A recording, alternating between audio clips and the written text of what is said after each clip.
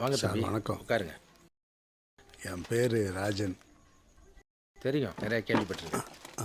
ஐயோ, ஊரில் சொல்கிற அளவுக்குலாம் நான் கெட்டவன் கிடையாது. இல்லை நல்ல விதமாக தான் கேள்விப்பட்டிருக்கேன். நம்ம பஜாரில் இருக்கவங்களுக்கெல்லாம் நான் தான் ஊக்கடிச்சு சரக்கு எடுத்து கொடுத்துருந்தேன். கேள்விப்பட்டிருக்கேன்பா. இப்போ அதெல்லாம் நான் பண்ணுறதில்ல.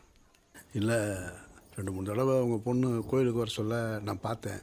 எனக்கு ரொம்ப பிடிச்சிக்குது. அது உங்கள் பேத்தி வாழ்க்கை பூரா என் கூட இருந்தால் நல்லா இருக்கும்னு எனக்கு தோணுது. இதுதான் அவளை வெளியே அனுப்பாதுன்னு சொன்னேன். இல்லை, வீட்டில் பெரியவங்க இருந்திருந்தா அவங்கள உங்களாண்ட பேச அனுப்பிச்சிருந்துருப்பேன். எனக்கு அப்படி யாரும் இல்லை. நானும் என் தம்பி மட்டும்தான். ஊரில் இருக்கிறவங்களாம் என்னை நல்லவன் சொல்லுவானான்னு எனக்கு தெரியாது. ஆனால் எனக்கு தெரிஞ்சு நான் எந்த கெட்டதும் பண்ணதில்லை. உங்கள் பொண்ணை என்னை கட்டி கொடுப்பீங்களா?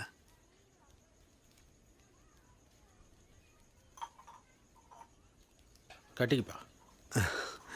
ஓகேவா. நீங்கள் இப்படி சட்டுன்னு சொன்ன உடனே எனக்கு ஒன்றும் புரியல. நான் தம்பி உங்களுக்கு ஐயோ வேணாத்த. நீங்கள் சட்டுன்னு ஒத்துக்கிட்டீங்க. எனக்கு என்ன பேசுன்னே தெரியல. உன்ன மாதிரி ஒருத்தன் வந்து பொண்ணு கேட்டா என்ன மாதிரி சாதாரணமானவன் என்ன சொல்ல முடியும்? கட்டி கேட்டுறதை தவிர. இதே உன் இடத்துல வேற ஒருத்தன் தானே வையே, என் பொண்ணை கேட்டு வர அளவுக்கு உங்களுக்குலாம் தைரியம் வந்துச்சான்னு செருப்பால் அடித்து வெளியே துரத்திருப்பேன்.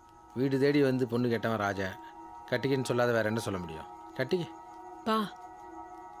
நானும் இவர் தான் கட்டிக்கணும்னு ஆசைப்படுறேன். கட்சி வரைக்கும் இவர் என்ன நல்லா பாத்துக்குவாருப்பா. நம்ம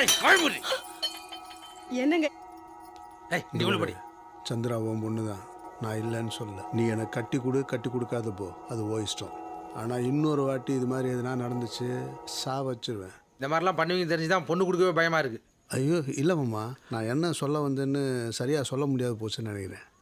சின்ன வயசுலேருந்து நானும் என் தம்பியும் தனியாகவே வாழ்ந்துட்டோம். உங்கள் பொண்ணை பூச்சிக்குது, என்னை கட்டி கொடுங்கன்னு கேட்க மட்டும் நான் வரல. எங்களுக்கும் ஒரு குடும்பம் வேணும்னு தான் கேட்க வந்தேன்.